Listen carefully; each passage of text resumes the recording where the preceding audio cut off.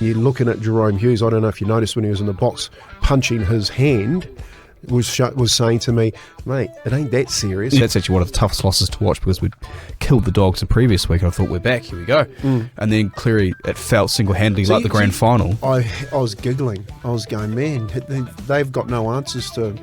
I don't think he took control. I think the game the way that it was set up, they were one pass away, Canberra, from locking the game out. DSPN, the Devlin Sports Podcast Network. DSPN, welcome in. My name is Lachlan Waugh, usually producing behind the glass over there, but Martin's away, so I'm in the host seat once again. Doing a great job too. Marty, stay on holiday. Yeah, stay on holiday, Marty. We don't need you. Tony Kemp back with me in studio. The former Warriors coach, played for the Kiwis, played in the NRL, played in the Super League, played everywhere, and he's now playing us on this show. How are you, Tony? Yeah, good, mate. After the first week of semis, even better, man. Like I said to you when I was walking in here today, I think I haven't seen a competition for years that's open for the taking by any one of those teams that got through to the last sort of 6 teams, you know what I mean? So I haven't got after the first week of finals, a dead set team that put their hand up and said, you have to beat us to win the grand final, especially with Penrith sitting down the bottom, who's playing the top loser, and who will probably beat Canterbury, you know what I mean? It's like, you just don't know. You can't. When I went in and said to you last week, I still think it's Melbourne-Penrith grand final. After the weekend, I'm like, mate, any one of those teams that you've got, if you're a supporter, you're in with a dead set chance. Yeah, well, that's one of my questions. I've got 5 quick questions for you. First off, a lot of talk about the Warriors-Panthers game. Give me a nice, short, sharp answer. Were the Warriors robbed? No. Good. Not at all. Was that a forward pass for that Penrith try? Well, borderline. You know, could have gone either way, 50-50. Reece Walsh, should he be suspended for that headbutt? My initial reaction when I saw it was, yes, he's gone. Okay, the Broncos, obviously this one tugs on my heartstrings a bit. Can they go all the way? Yes, 100%, mate. And we'll talk a little bit more about that, but, mate, they're getting people back at the right time. Yeah, you know? And when you win like that, sometimes it feels like it could even be destiny because so much went your way. Canberra will be licking their wounds. Speaking of destiny, the Panthers, they've got the Bulldogs this weekend, and I think if they win, they then have Brisbane, which is the worst nightmare. But just quickly, can Penrith go all the way? 100%. Yep. I think any team that is in the finals this weekend, I tend to lean, Lockie, to the teams that are getting the week off because of the carnage. Yeah. You know, if you have a look at Canterbury, they've lost they've lost Kikau, basically a percentage of Kikau in that game because of their eye injury. You know what I mean? Took him a while to get over that. Ends up throwing that bad pass right at the end of the game. I still thought he played pretty well. Yeah. A lot happened on that edge, didn't it? Yeah. Steve Crichton, you know, the captain, out for another week, probably doesn't play this week. And, you know, when you're in finals, you will play if you can walk. You know, you saw Payne Haas, for instance, that went through it. You know, went off for the game. People thought that he wouldn't come back on. He limped off. They went to extra time. He said, "Get me back out there." So players of that calibre can understand and manage their pain, and they've got such a high tolerance of pain too. So, given the extra week off that Brisbane get, that Melbourne get, and you're looking at Jerome Hughes, I don't know if you noticed when he was in the box punching his hand, was saying to me, mate, it ain't that serious. You can punch your hand with still a couple of weeks to go, a chance to play in the major semi. I think the teams that probably have a little bit more of an advantage are the teams that get the week off this week. Let's focus on the Warriors. That loss to the Panthers 24-8 at Mount Smart. I really thought the Warriors were actually quite valiant in their performance, and they had the weight of possession. They had a lot of territory as well in that first half. Didn't take advantage of their chances. Panthers were the opposite. They did, but it's not as if, like the scoreline, it's easy to maybe think maybe the Warriors just rolled over and were totally outplayed. I actually thought they held their own in many ways, the Warriors. Yeah, look, I think let's get one thing out of the way, which everyone's talking about this week, which is the referees. Yeah. All right. So I think the refereeing on the weekend for finals football was underwhelming. You know, I think, but it's not just the Warriors game. I think if you look at the Canberra game, Brisbane, if you look at the game before that with Cronulla, the refereeing is not up to standard, right? But it isn't going to help you if you're going to worry about refereeing and moan about decisions. Like the referees, they're under enough pressure now. There are going to be decisions like that made. For instance, the Warriors will talk about the Warriors, worry about the forward pass. They're worried about things not going their way. And I think it's really easy to blame the referee against a Penrith side that actually dug in. We spoke about it last week. Said if you dig in against Penrith, you've got to get into a grind with them. Don't worry, they've been doing it for years. They're the 4-time premiership winners. They will play for 80 minutes, and if you're not with them, they'll get you. Yeah. And what happened? The luck of a kick, the luck of a bounce, it comes back, arguably borderline pass. But if you have a look at how they scored that try, there was still plenty of work to score that try. Yeah. And they scored the try down that left edge to Case McLean. He's going to be a great Kiwi going forward. He's going to wear that black jersey. It reminded me a hell of a lot like the introduction of Kevin Edel back in the day at such a young age. So the Warriors, I tip my hat to them. They probably had the hardest week. They've had the hardest run into the finals with the loss of arguably Luke Metcalf and Barnett. The two leaders in their side. But the players that they've put in there, they think that they can still go out there and compete, and I think they did. But they were always 12 points better, Penrith, and you had to pick them and back them because of what they've done previously. For the Warriors to stay so close for so long, I was very impressed. Yeah, and you made a good point. You said last week that you got to get into that grind, and then things could go your way if you just stay in it and you're smart. But even then, you've got to worry about Cleary, who was brilliant. Yeah, his kicking game in particular, brilliant. The first half. Yeah. First half was, they had their wind against them.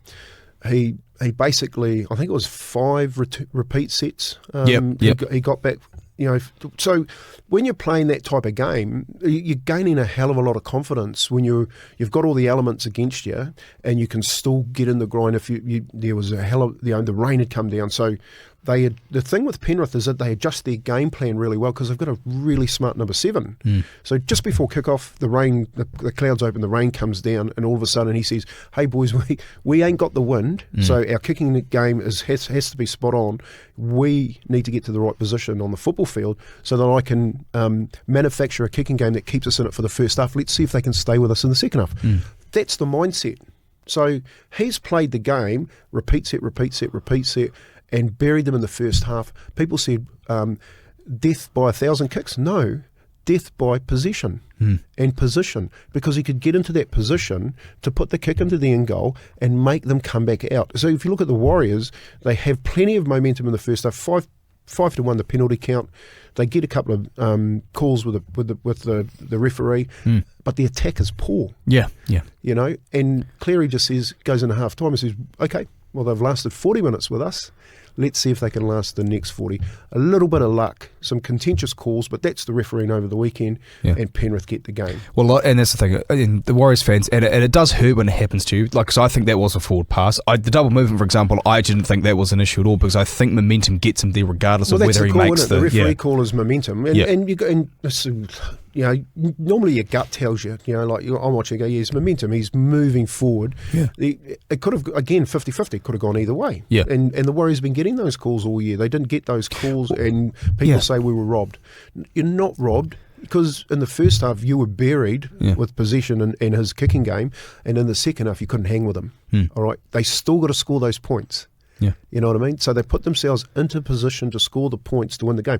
The Warriors didn't put themselves in that position to score the game. Apart from Lecker's tried down that right edge, relying on a 19-year-old kid to win the game for you, drops that ball at the end and Tor picks it up. He's had a fantastic season, Lecker. But he's 19, as you say. He's a kid. Yeah, let's just hope he stays injury-free, because he's got a big future. Oh, and he's such a... And it's the one of the... Well, not silver linings, because the Warriors made the final, so it's been a great year, but one of the real exciting parts of this year has been a lot of that young talent. Yeah, him and Dimitri, and look at the New South Wales team just cleaning up in that back room for the second division, yet losing that game to St George on the weekend, so they have to come play Parramatta this weekend again in the final, which would be a tragedy if they don't.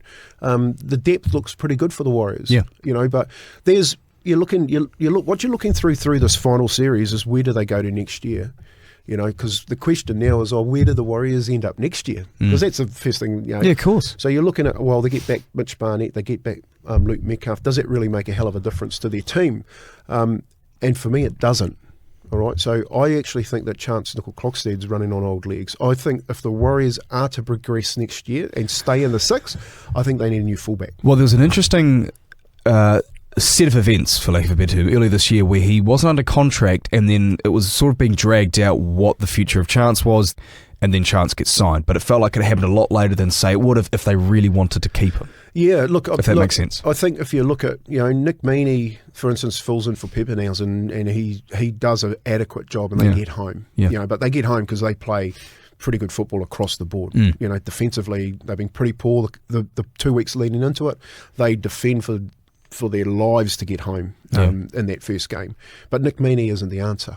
You know what I mean? Pepe Nelson comes back. He's got a passing game, running game, speed of lightning. Then you look at the Warriors and the Broncos, because this is the contrast. And there's 2 positional changes that I think both teams. I think if the Broncos by 1 position, they are grand finals next year and be hard to beat.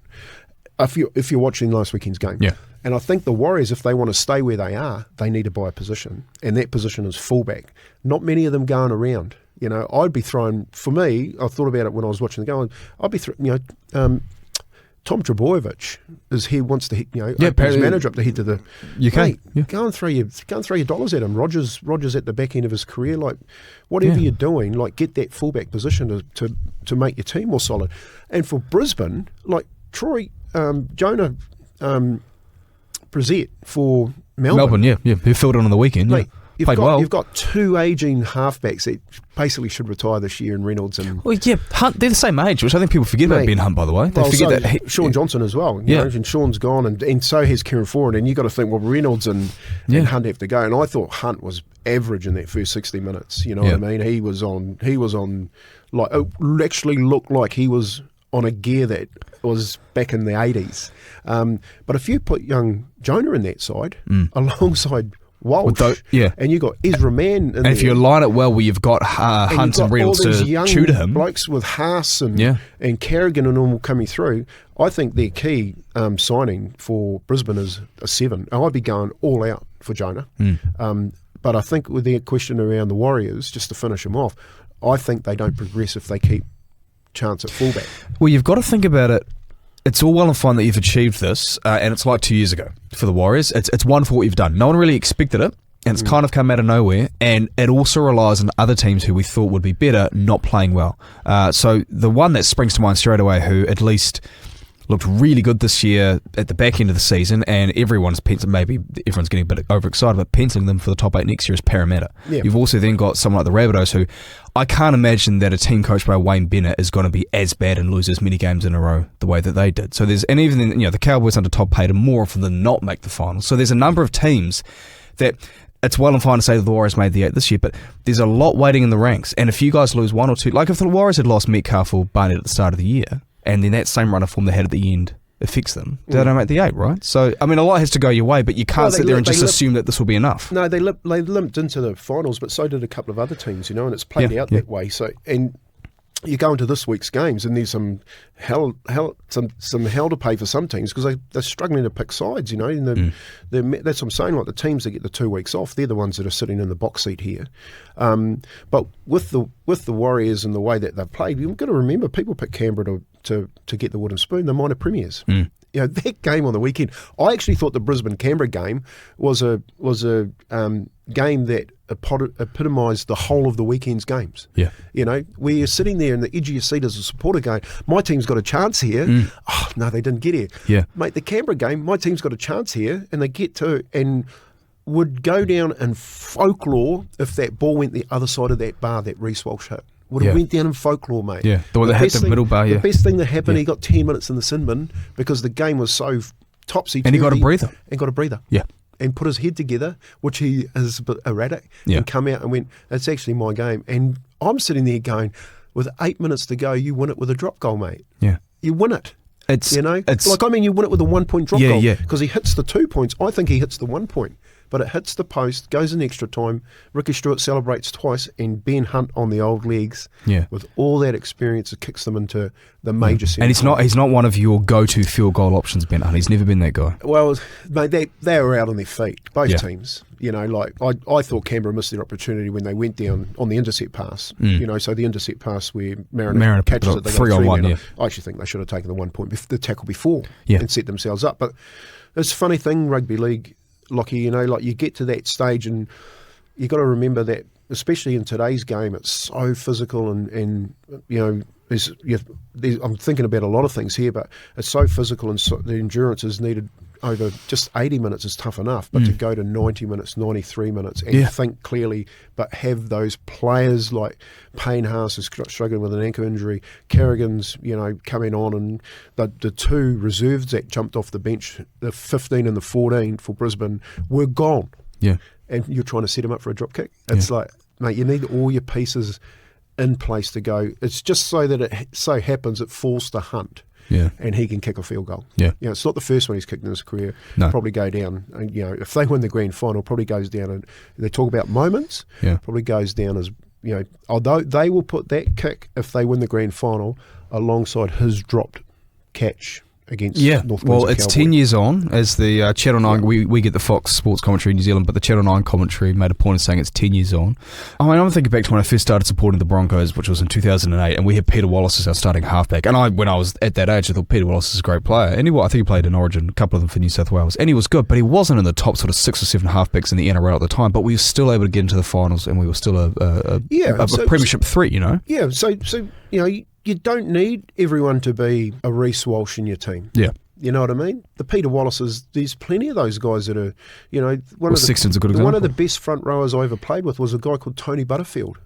You know, he eventually got a New South Wales game at the back end of his career because they had so many injuries. Yeah. But week to week, if he ran out beside you, you were like, yeah, man, thank God he's on my team. You know, just gave 100% whenever he carried the football, 98 kilos in the front row. Yeah. You know, tough as teeth.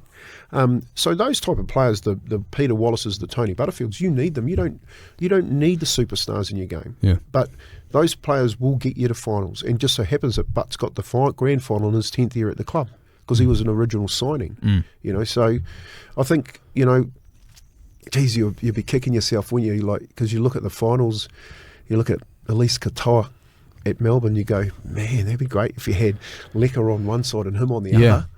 You know, and you're starting to keep, you talk about, we can't keep everyone. But sometimes you look at the thing and say, man, why can't Melbourne keep them? Well, yeah, you can't keep everyone, but you look at Penrith and they've kept the right people. They've lost a ton, but they seem to have kept, or they've just kept ones who are great and they've just found really good talent coming through, which doesn't seem to be the case for the Warriors. One quick question on this, because you made me think. So if you're Newcastle, for example, how is it, you know, and I'm not going to act like I know more than the recruitment department, but how is it that you're splashing out all this cash on Dylan Brown, who's an unproven 7? You've also got Fletcher Sharp in there. They've just, I think Sandon Smith have just signed as well, so there's a bit of a question mark over their pairing. Wouldn't it be a lot cheaper if you get the young Melbourne kid and you partner him with Fletcher Sharp? Well, and he's from Melbourne. He's from, you know, he's probably brought up in Newcastle too, you know, so...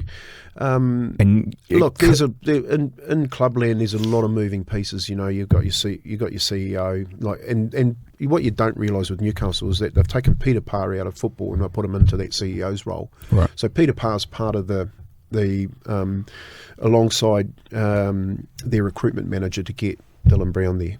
Yep. So they can't go back on that. Yeah. You know, even though the coach has probably gone, you know, who's sacked now. Yes, we'll take him. And now you've got Holbrook coming in, going, well, I've got to work with what I've got, and I've got to manufacture what we're looking for. You know, people are probably saying in Newcastle's defence that this is probably a rebuilding stage from him because Newcastle is pretty similar to Auckland. Like, they've got a real massive like Payne Haas comes from Newcastle. You know, a lot of people don't know that.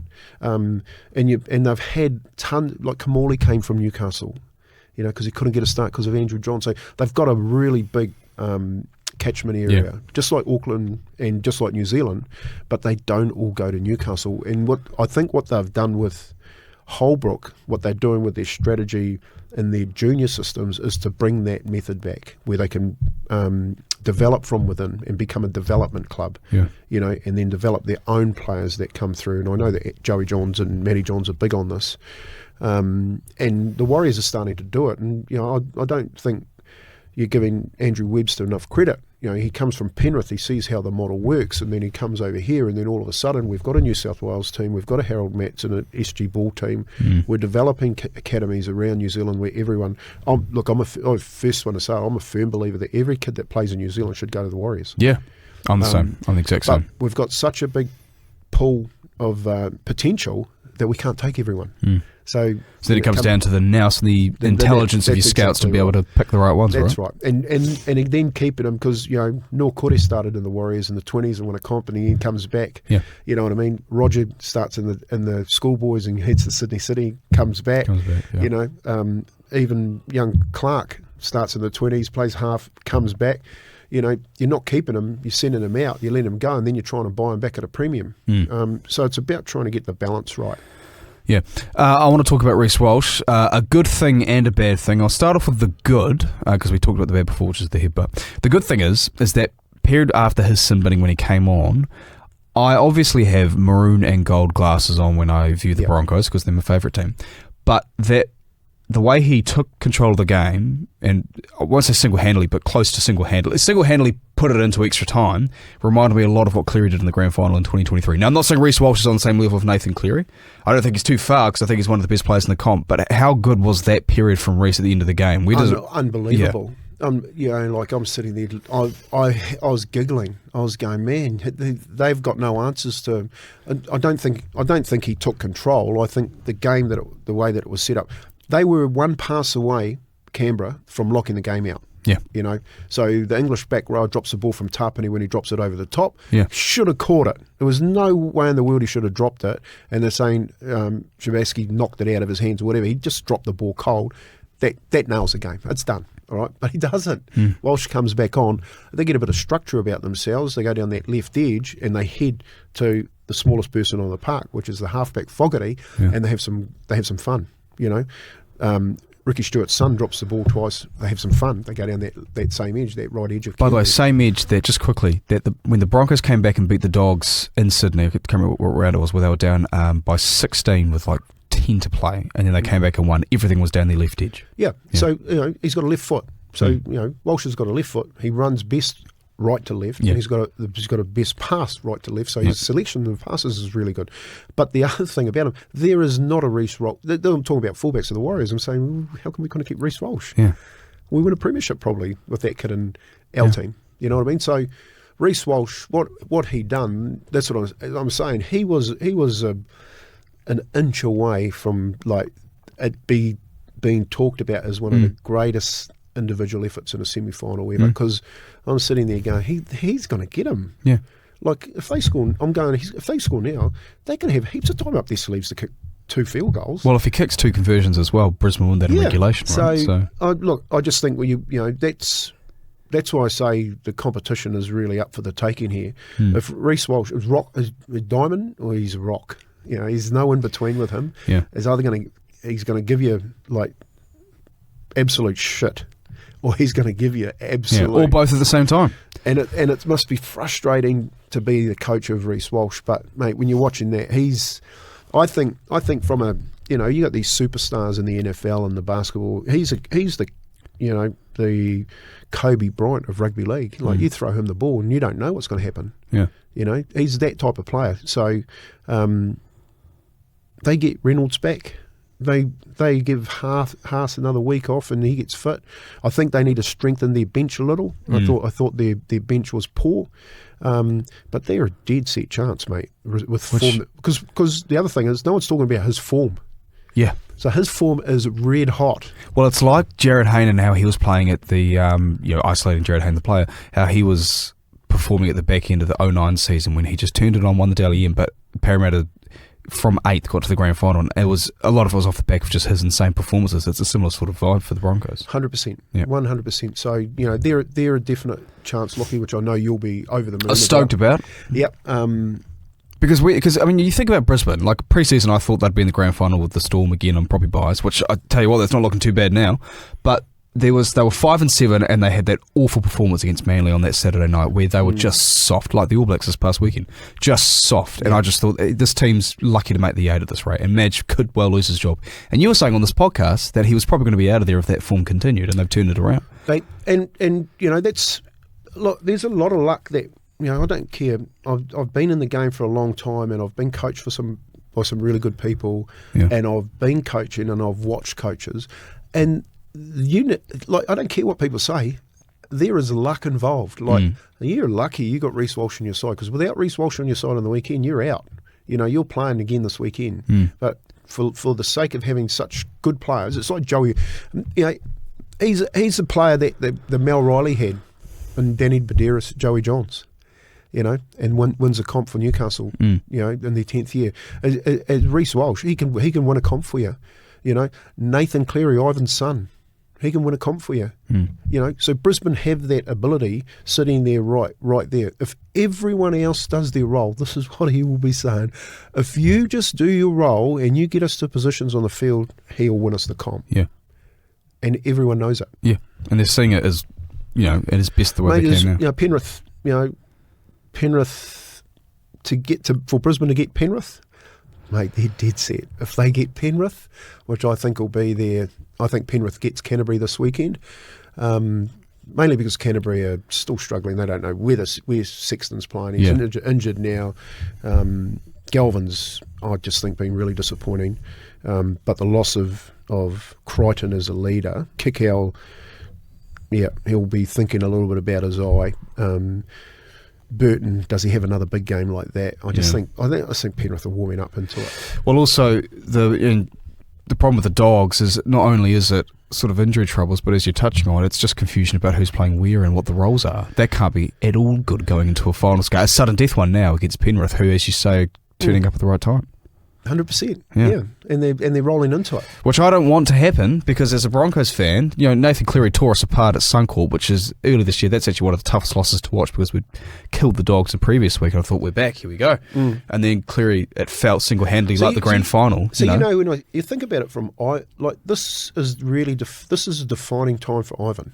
Yeah. It's sort of, you look at it and you go, mate, you had to come to the Warriors, packed house. Yeah. Your old club. Yeah. And you've had to beat them in cold, wet Auckland, which is not a great place to play. 7th position to get on the roll. You now have to go to Canterbury, to their stadium. It's going to be Sunday over 3 times as many people as we're here in New Zealand, all from Canterbury, who we know are the most vocal supporters in Sydney, and you've got to beat them. You've got to beat them. You know what I mean? Then you've got to go to Brisbane, and they're going to pack out Suncorp, the full house up there, and then you've got to beat them. And they've had a week off. You know what I mean? And it's from looking at it, going from a coaching experience, mate. This is a legacy. This is a Crawford Canelo fight. For Cleary. Because also the grand final, whoever he plays, it's more or less, and assuming Penrith get there, if they do, it's like a road game again.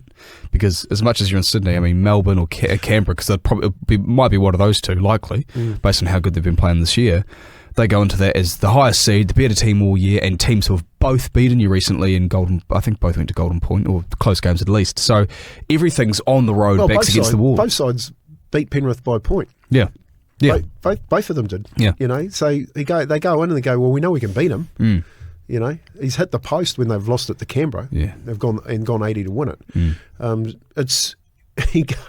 then it's a repeat of last year's grand final, mate. It's like, but he's done it from 7th position against all the odds. Yeah. So, Bellyache's really happy that they got.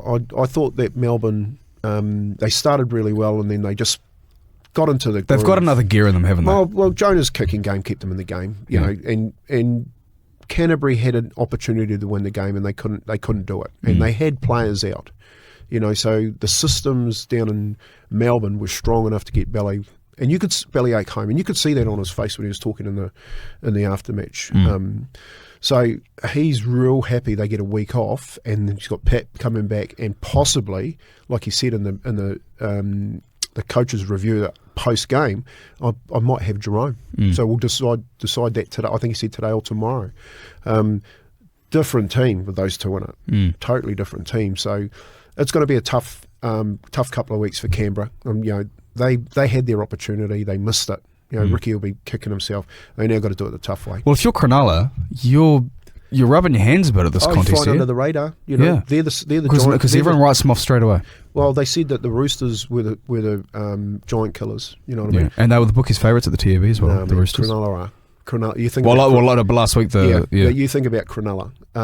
Disappointed with the way the Roosters played, but you look at Cronulla. They go through now. They beat Canberra. Then they go over to play in the major semi. They win that one. They get in the grand final. They're the giant. They're the slayers. That's a big ask, though, isn't it, for Cronulla? But what I do like about them is we don't care what you're saying in the press, and they've had two really poor finals experiences, and they're on their third one, and they've gone, well, if we're going to do it, we're not going to get any support to do it. So. Can he get them up against Fitzgibbon? Well, that's what I'm saying to you, Lockie. Right at the beginning when I said to you, I don't know. Yeah, I think anyone in the next 3 weeks could win the comp. This weekend, Canberra, Cronulla, Canterbury, Penrith. Who wins? Oh, mate, to be honest, I don't know. Look, can Canberra come back? The only thing that's against Canberra at the moment is legs. Yeah. All right. So going into that extra time, you won't be able to get enough into the boys this week. All right. So they need a rest. A hell of a game emotionally, psychologically, they'll be hurting. Because they know they should have got that one. They had 2 chances of celebrating and having to come back and pick up the pieces and then get beaten. Cronulla, on the other hand, just did their job and got rid of the Sydney City. They were the big giant killers, weren't they? So they're preparing, and what they're saying about the press is we don't care what you're saying, we're just going to do it. Yeah. On the back of that, I think Cronulla get them. I think Canberra's out in 2. On the other side, I just think Penrith. It's all lining up for Penrith. It's written in the stars, doesn't it?